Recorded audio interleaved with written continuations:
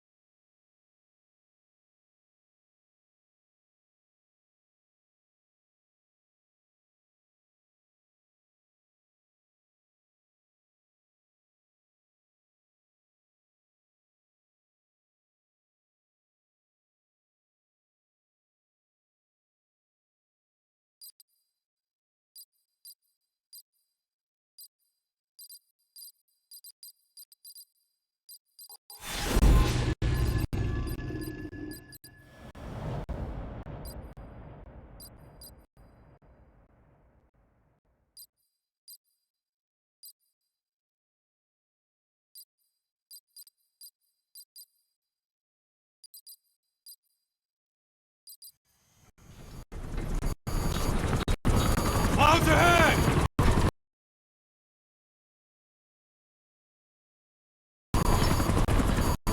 It's them.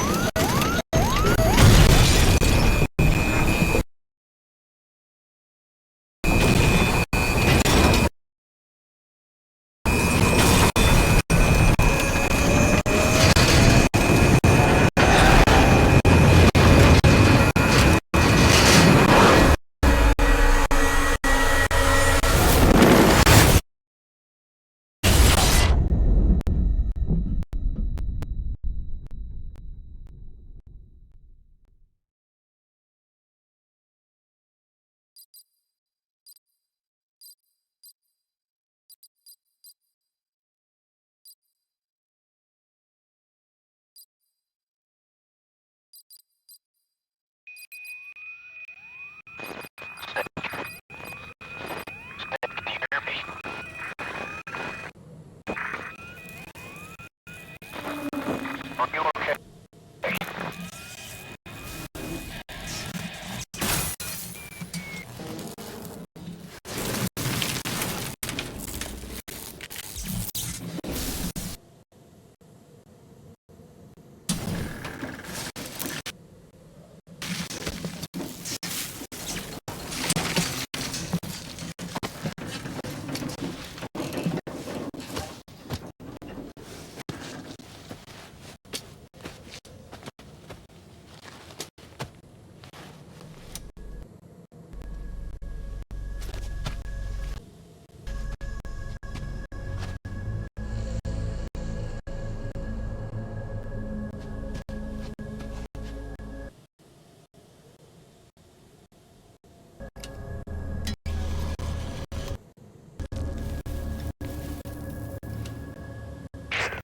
It looks like you're surrounded by mist.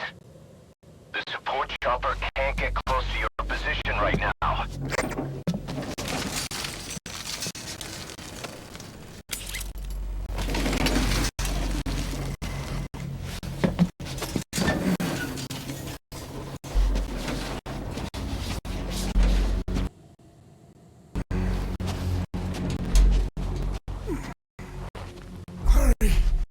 They are coming!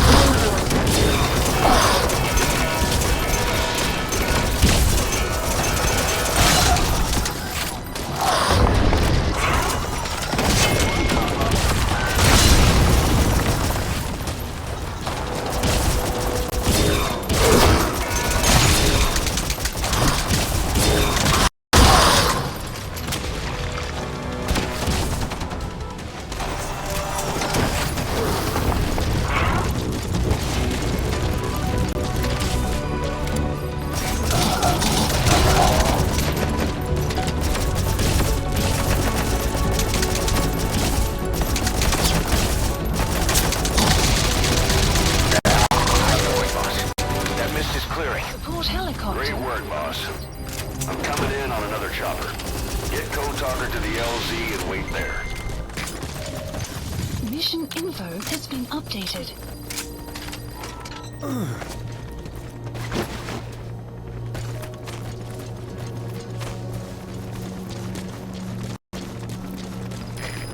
This is Pequod.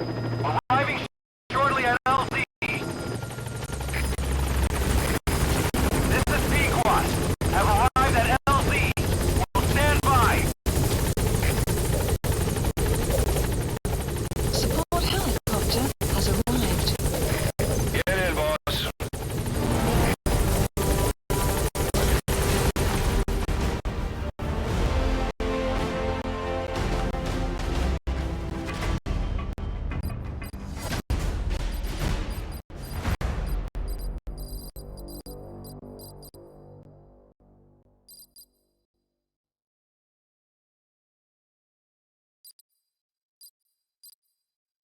Extraction arrived at Mother Base.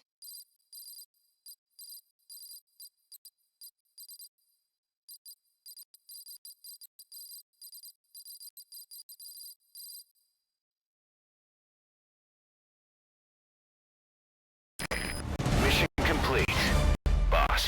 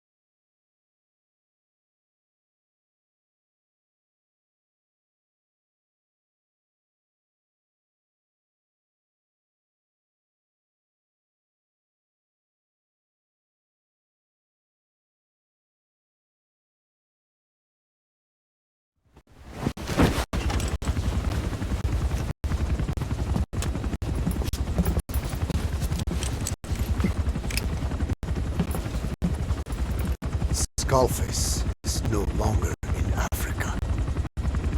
The nuclear test was a success. Now they've turned their knives on me. Satellites didn't read any test. Neither did seismometers. The detonation test took place 5 years ago in the southern Indian Ocean. The final test was the opposite, to prevent detonation. You mean? Skullface plans to sell nuclear weapons that he retains control of. It's not like hawking small arms to militias. Indeed. He plans to avoid detection by exporting minerals containing tiny amounts of uranium in the form of metallic archaea. Once on site, the metallic archaea enrich the uranium and weaponize it, loaded onto all-terrain bipedal machines. They ensure any country, armed group, even the smallest terrorist cell, can become a nuclear power. Bipedal. So that's why they needed Huey. A new business to replace the arms business. And Skullface owns the market. The very atmosphere of nukes, anywhere and everywhere. Deterrence on all sides. So that's why he ran a non-detonation test. Yes. Another metallic archaea constantly overrides the criticality generator. The fail-safe only he controls. Any such weapon can be deactivated whenever he chooses, regardless of who owns it or their intent to use it. Nukes. Controlled by a man, not a country. If they proliferate, conventional nukes lose all value. Political, military, and economic. The two superpowers become powerless.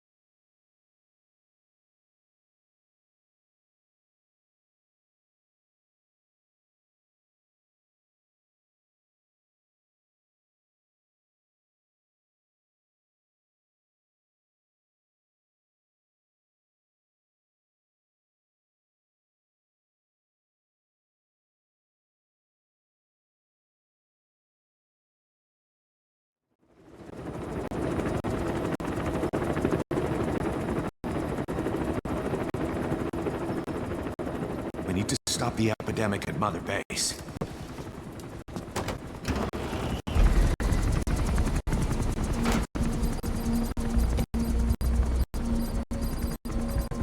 About the pathogen spreading through Mother Base, what's your opinion? Textbook symptoms of vocal cord parasite infestation. And judging from this casualty list, it is the Kikongo strain, meaning a breed of parasite that triggers symptoms upon detecting pronunciation specific to Kikongo.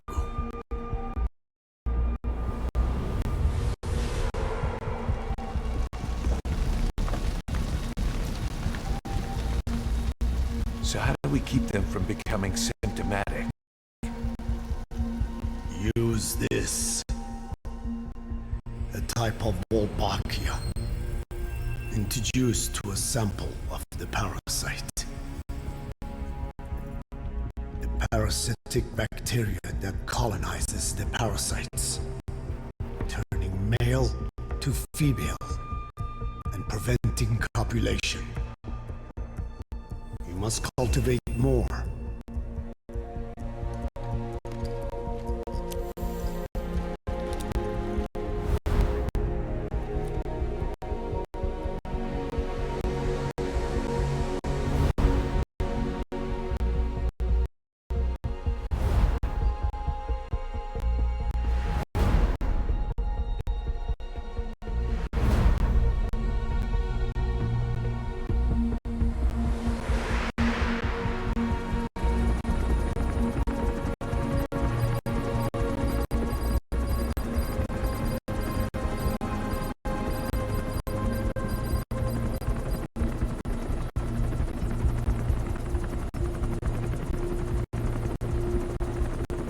Thanks to Code Talker, we've managed to put a stop to any new vocal cord parasite infections. We couldn't save those already symptomatic, but everyone who survived has been released from the quarantine platform.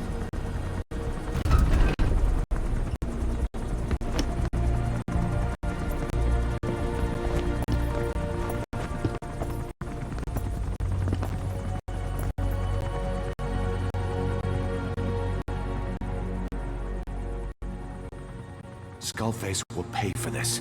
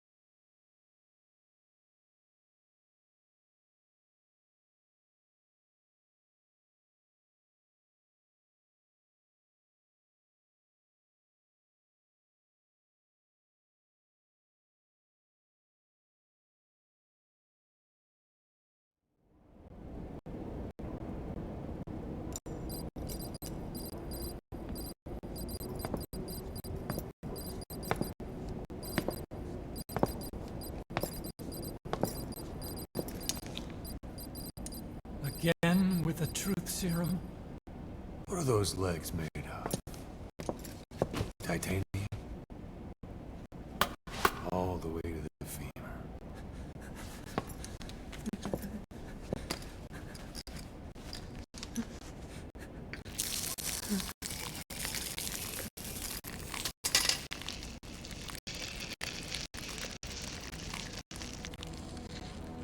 Metallic archaea. Sahelanthropus. Where is it? What? We have to know before his plan is complete. Sahelanthropus is the final piece. What are you talking about? If the Soviets break out a mobile, controllable nuclear weapon, East-West relations will be right back at the Cuban Missile Crisis. The Cold War returns to life.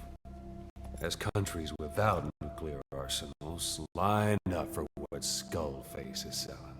Nuclear weapons proliferate overnight. And on the brink of annihilation, the world maintains its balance.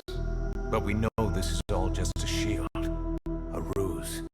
The cleansing parasites are what matter most. A WMD to eclipse even nukes, and the only one that can still be used. Skullface is the world's greatest threat, and Zero's. The pieces are in place. All that remains is to unveil Sahelanthropus in Afghanistan. They can't activate it without me.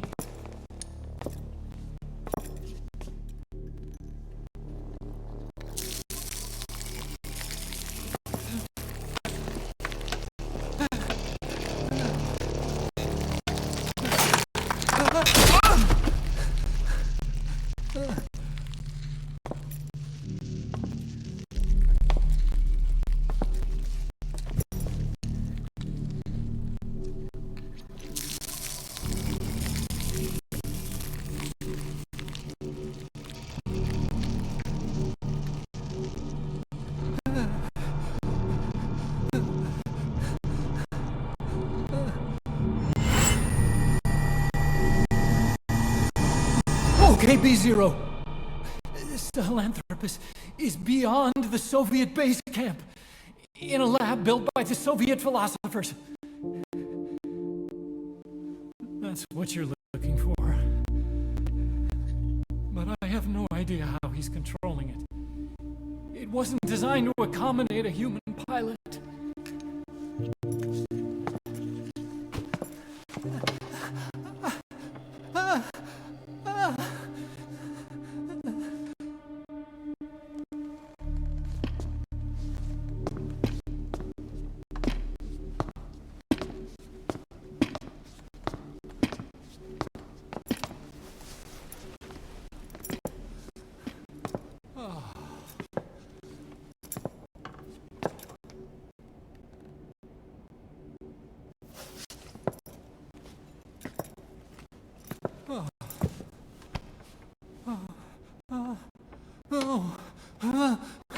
No! No!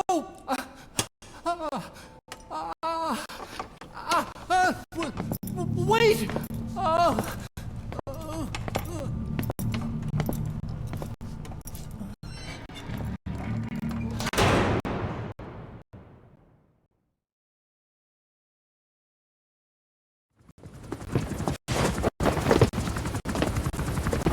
We got word from Afghanistan. Everyone at the Soviet base camp is dead. No sign of fighting. Parasites. Skullface's men then headed north. The target is OKB-0. That's where he'll activate Sahelanthropus. Unless we stop him, he'll go down in history a conquering victor. We can't let that happen. Wipe him out. Don't leave any trace of his existence.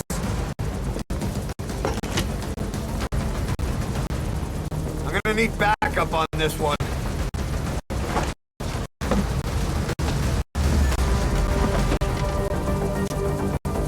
You'll rendezvous on site.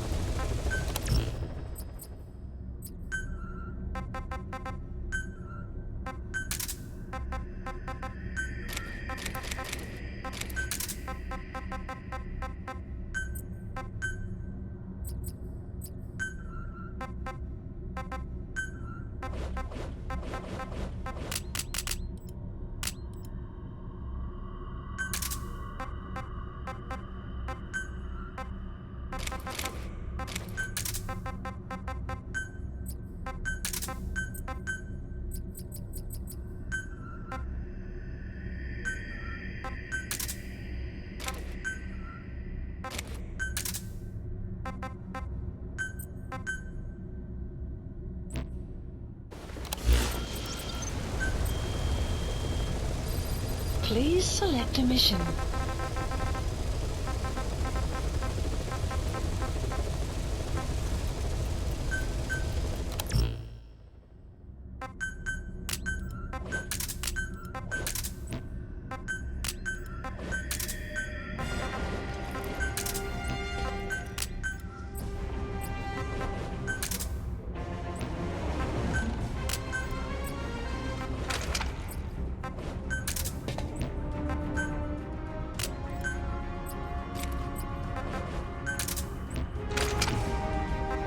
Deploying.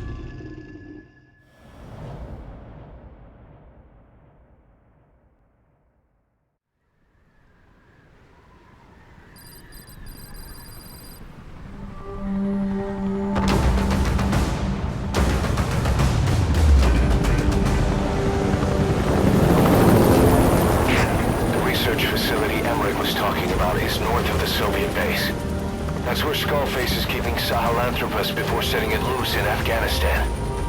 There's a good chance he's got nukes, too. Boss, we need to figure out what Skullface is up to. If you make contact with him, get him to talk.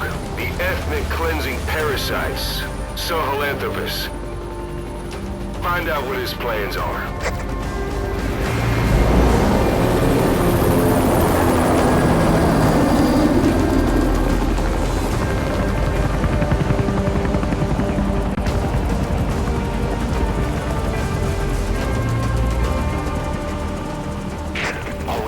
Skullface's plans are on the verge of fruition.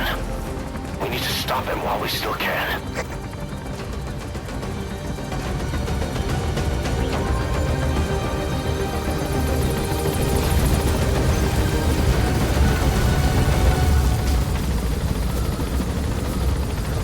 The map has been updated.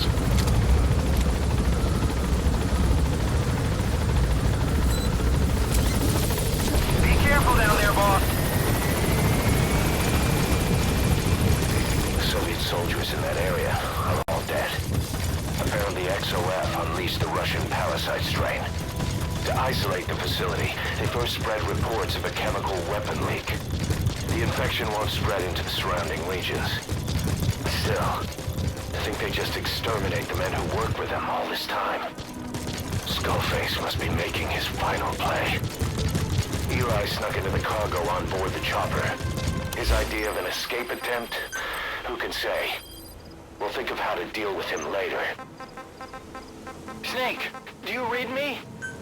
I know more than anyone about OKB-0 and Sahelanthropus.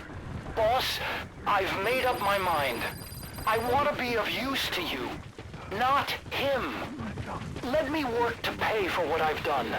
I'll prove it, that I've always been your ally. Everyone who's infected... Boss, I'll be focused on coordinating backup here in Mother Base. The chain of command is still in place. I know. If you have orders, give them through Miller as usual. Give him the... Skullface is in OKB-0. Start by making contact with him. The facility itself is under the control of XOF, Cypher Strike Force. We have no hard data on their force strength, so your judgment in the field will be key. Boss, we're finally here. Find Skullface and take everything from him. I still have all my wits about me. It took no time at all to rewire the electronic lock and open the emergency exit. Then, just as I was about to set foot outside, I finally realized what was going on. This desire for freedom is not my own. The fact from the vocal cord parasites inside me. They want the Raven to feed on us, pecking us to death. Good work. 2 more gates to go. Still all quiet at the silo. No sign of Skullface or his Goliath. Surely they can't already have... No, never mind. Even a species with such a weak nose. So, before the parasites take complete control, I must. Most of the staff in here are already infected. At least, everyone I've looked at is. Infection with this parasite causes a high fever in the pharynx. I have modified a pair of night vision goggles to react only to this temperature range. With these goggles, you can identify who is infected. Other infected will, like me,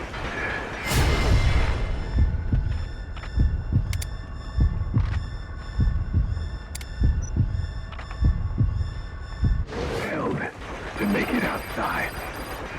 If the Ravens get their meal, they'll head for land next.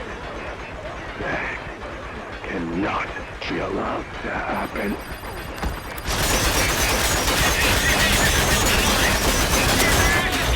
Send reinforcements now, damn it! Over! Understood. Attention all units. Divert all available manpower to backup. The whole idea of the vocal cord parasites was that they'd only copulate once exposed to a specific language over time. The parasites infecting our men in the laboratory laid their eggs straight away. The larvae were eating their lung tissue almost immediately. What kind of mutation was it? Those who were infected and cured still carried the vocal cord parasites in their throats. They were still there, but the males had been rendered female by the Wolbachia. Then copulation could not occur, so we thought. But it is the Wolbachia that mutated. Not the parasites? You remember I told you the Wolbachia tends to maximize its number of female infected hosts? Yes, hence the male-to-female transformation. Precisely. But other Wolbachia strains use different methods. Cytoplasmic incompatibility, killing the males, and parthenogenesis. Parthenogenesis? Aphids. Aphids use that to reproduce via females only. Very good. The females lay their eggs without a male present, creating clones of themselves in explosive numbers.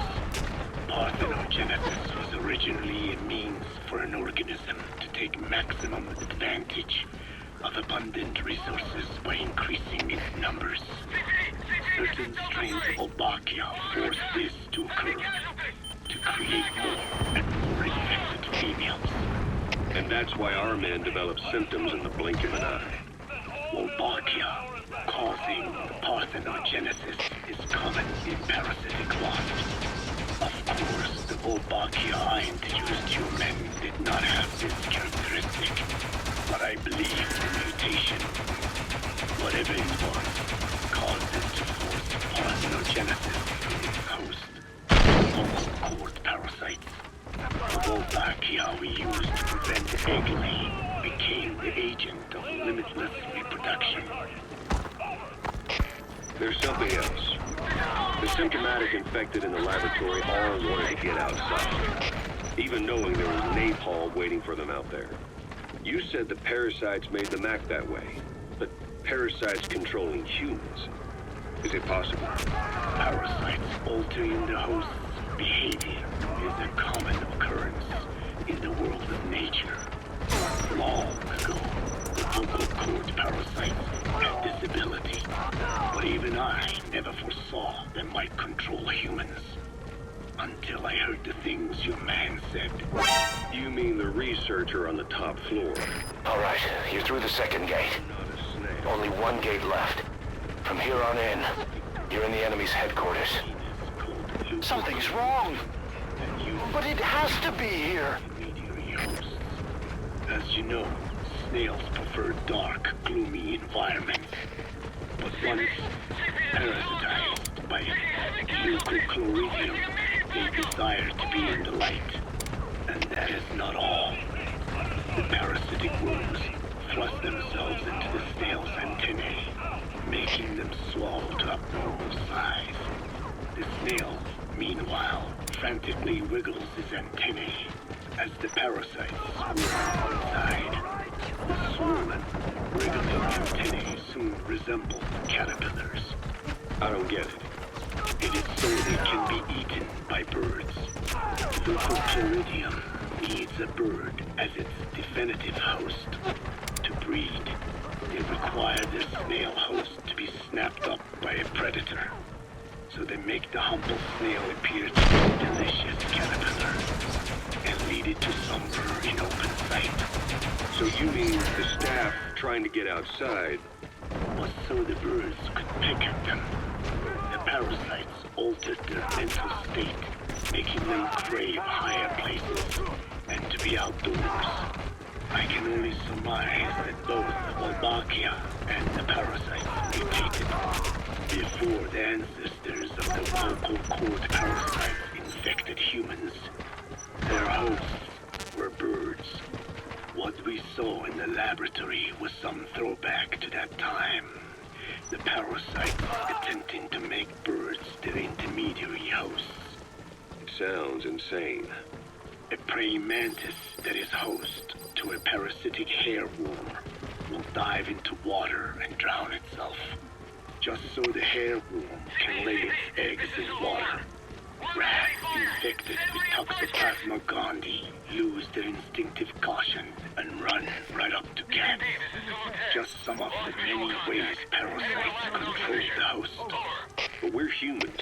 Surely our minds are too complex for that. I thought just the same. Free will is what makes us human, so it never occurred to me that the parasites could be controlling the symptomatic. But the mood, the will of a person can be easily affected by the balance of their cerebral substances. Take the toxoplasma I mentioned. It does infect humans, and it is thought the infected develop a more reckless attitude. But to think that mutations occurred in both the Wolbachia and its parasite hosts. Your observation is most apt. Both mutations occurring at once indicates the presence of a powerful mutagen. I see. Keep working on narrowing down what it was. Spare the manpower. You're on your own for now. Out!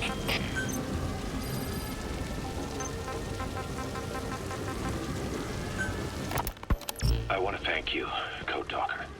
Your pinpointing the cause of the vocal cord parasite's mutation enabled us to purge an enemy from Mother Base. You mean that scientist? Yeah, I was convinced he betrayed us, but I was wrong. He was never on our side to begin with. So ultimately, there was no traitor among us. And yet I made everyone distrustful with my talk of spies. The end result being men turning on each other in the laboratory. You must not blame yourself. They were all infected with the mutated strain. The outcome would have been the same.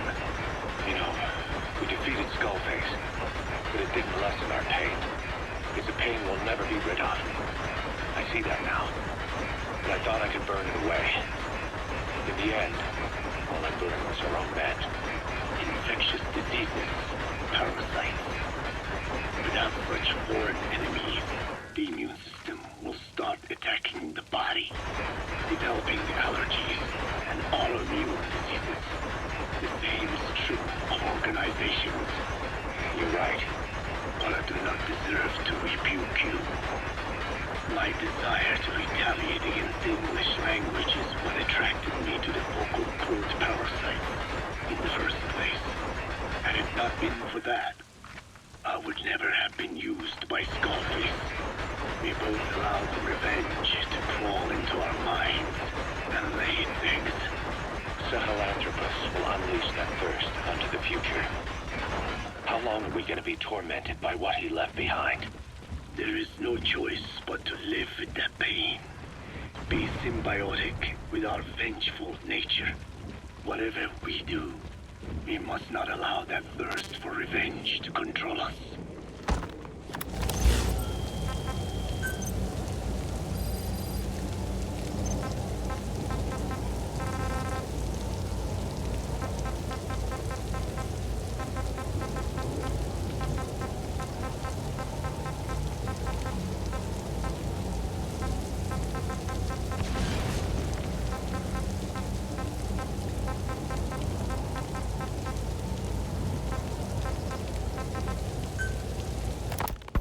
We finished decoding the informant's report.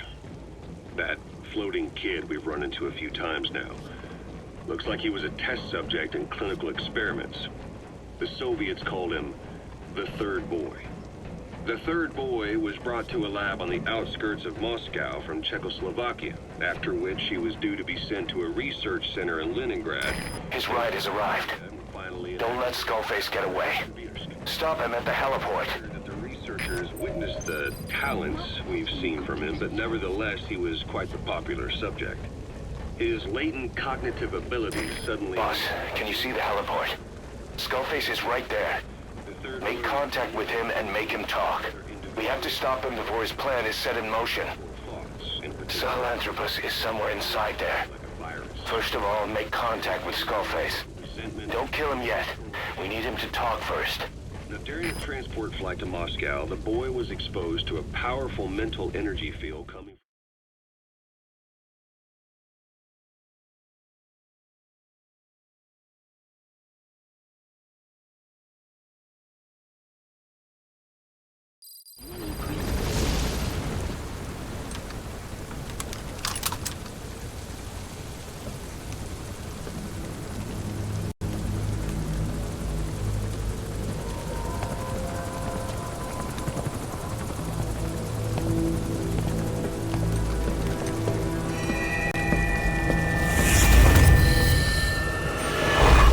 You too have known loss. And that loss torments you still.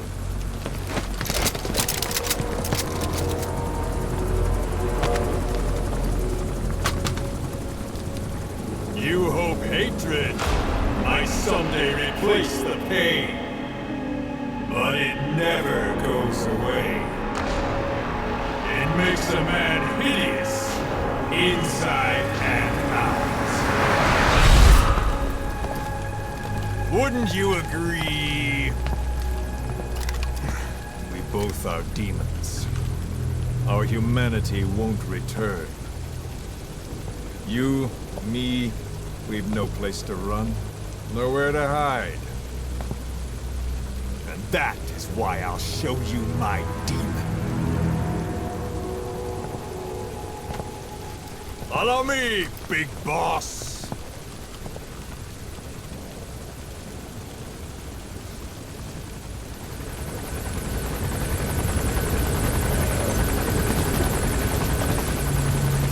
Just go along with him for now. We're ready to fight if it comes to that. That's our leverage against him, our deterrent. He doesn't want a war on his hands.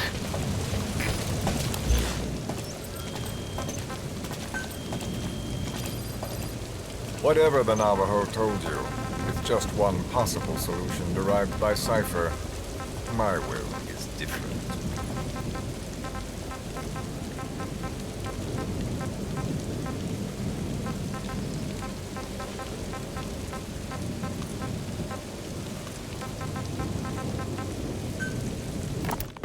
We finished decoding the informant's report.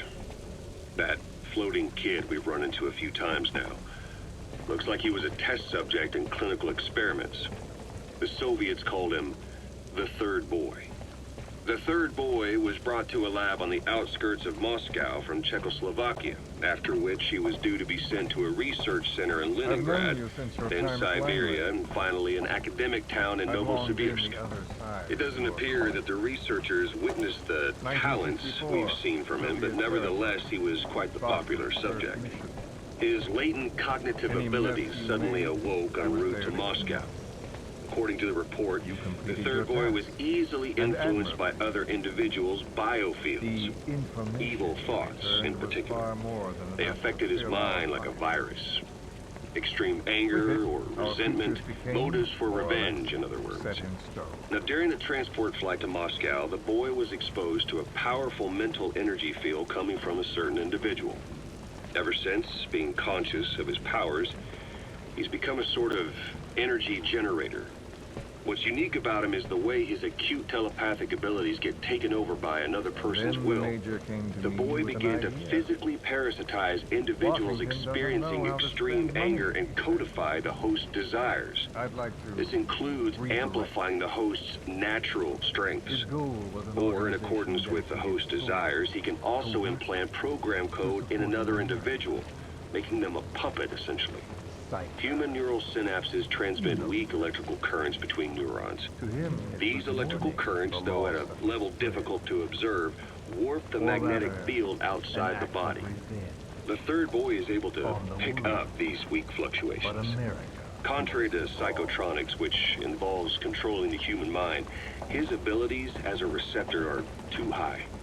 The emotions he picks up from another individual are amplified and unleashed into his body as they recur in his brain. They turn into microwaves, which then affect the physical world, triggering paranormal phenomena like the spontaneous combustion of organic matter or psychokinesis, moving an object without touching it. There's one other thing. While he's parasitizing a host, the boy's ego gets shut away, allowing the will of the host to take control of his powers. Like some annoying static drowning out your own voice. That means he isn't responsible for what's been happening. Somebody's extreme anger has manifested through the third boy's powers in ways none of us could have predicted. Which would mean this was going on somewhere around us. Looking back on it, a lot of things make sense now. The man on fire, Sahelanthropus, they both came to life thanks to the third boy's powers. Everything has been happening through him as a catalyst. We first saw him in the hospital on Cyprus. The boy parasitizing the man on fire's desire for revenge gave him his new abilities in return. He next appeared at the Hamid Fighters Fort where the honeybee was hidden. There, the boy parasitized Skullface's vengeful mind. He controlled Sahelanthropus, making it do whatever Skullface wanted. Same goes for when we extracted Emmerich onto the chopper. When he appeared at the Devil's House in Central Africa, Skullface's will controlled the man on fire via the third boy's powers. Everything is clear up to this point. But even the informant couldn't pinpoint who the host was in the cave within Serac power plant.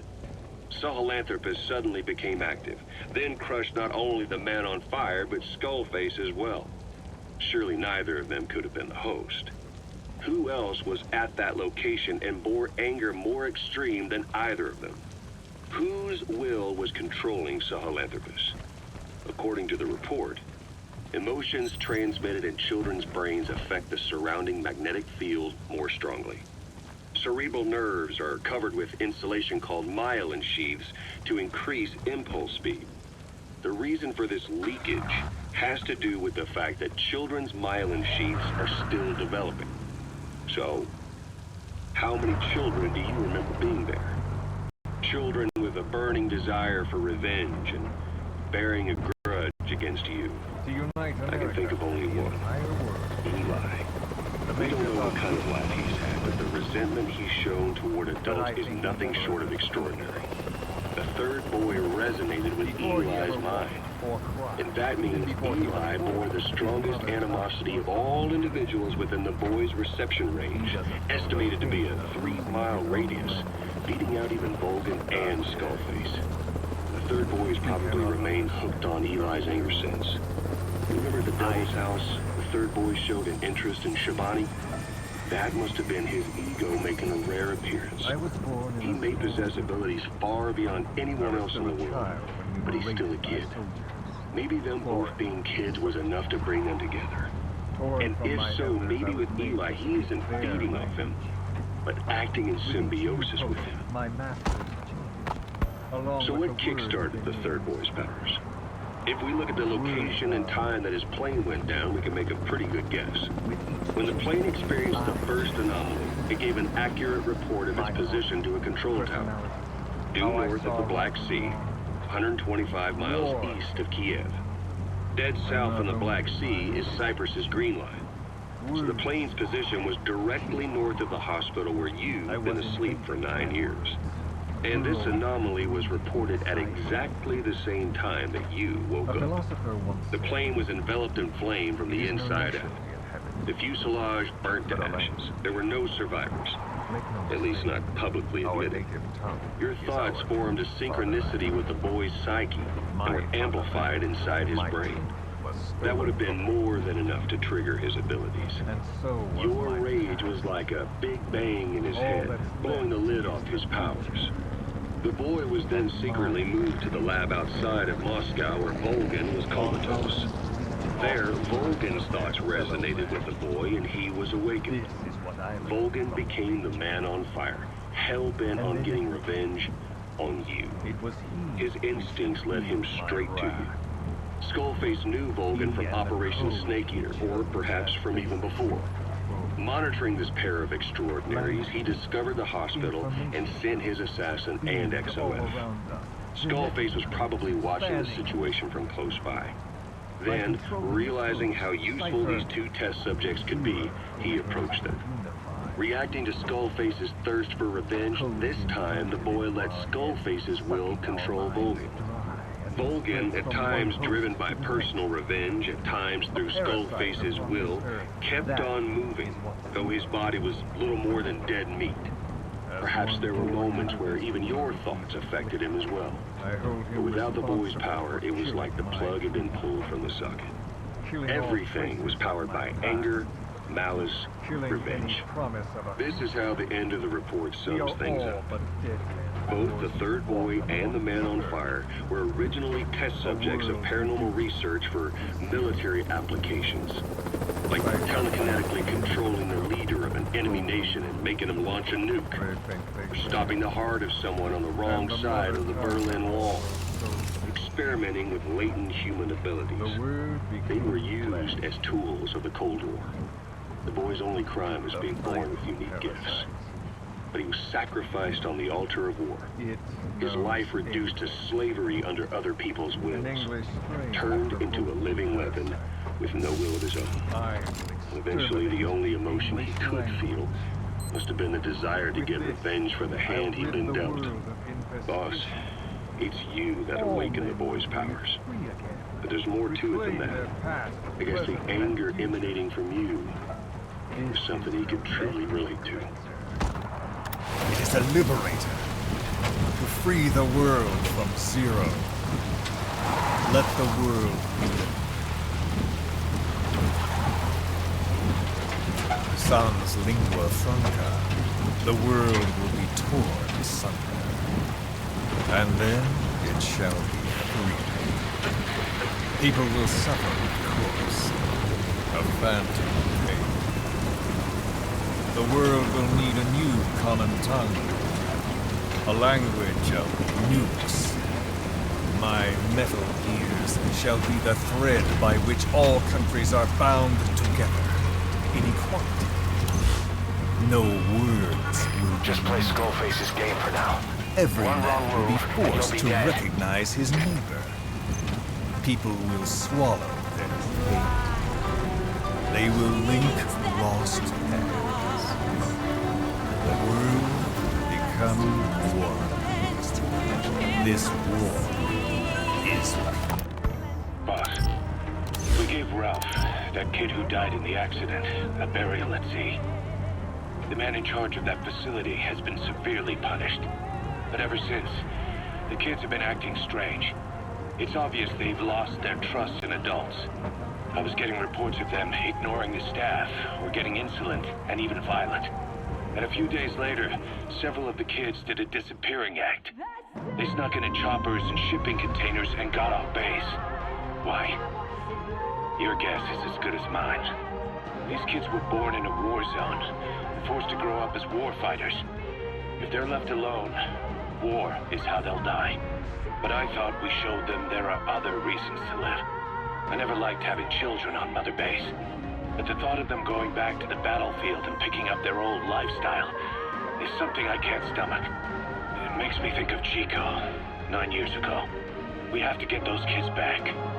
Hell, they know too much about our operation.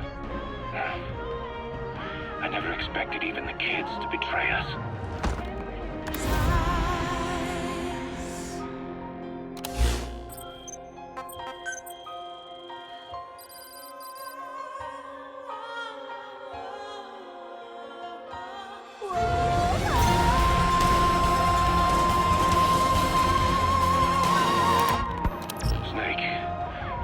The White Mamba. Of course, he's been going by Eli since we brought him on base. He was the leader of the child soldier unit we took out of that village and into our protection. Well, according to the kids you brought back here, all the escapees were especially close to Eli. There's reason to suspect he's behind all 6 escapes. We've already detained him. I'll be questioning him shortly. Wait. You'll be? Ocelot.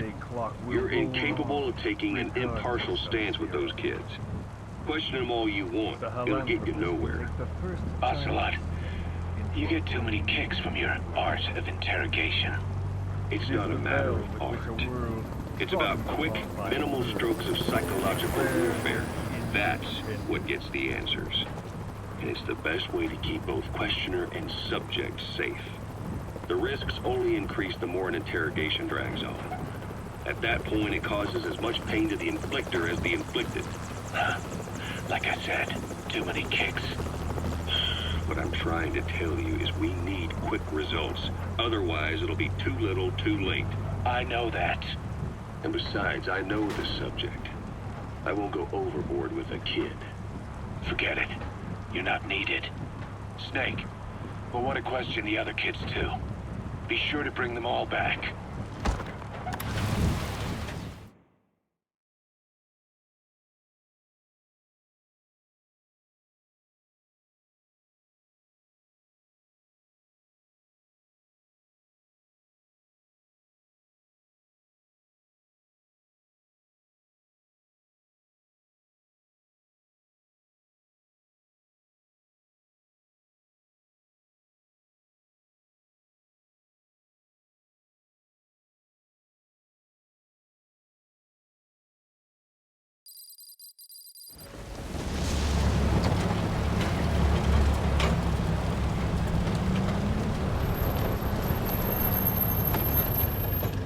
We are here.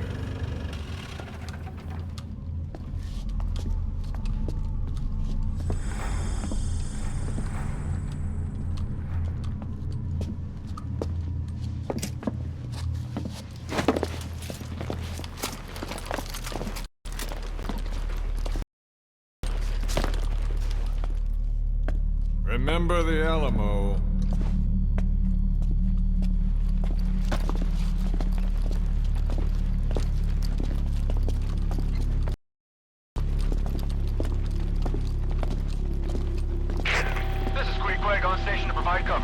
Get us a line of fire. Roger that.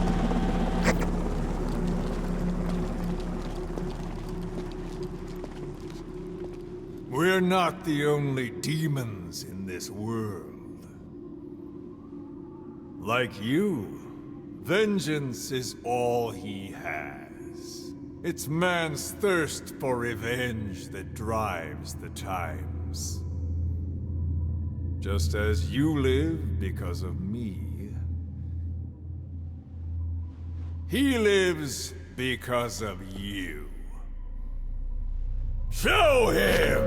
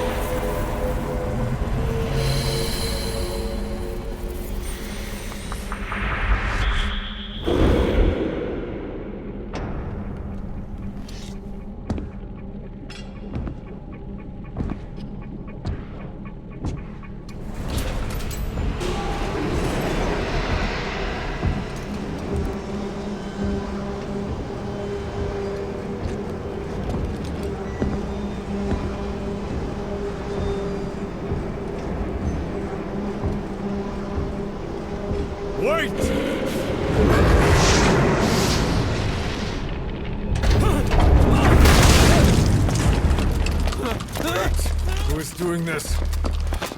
Such a lust for revenge? Ooh!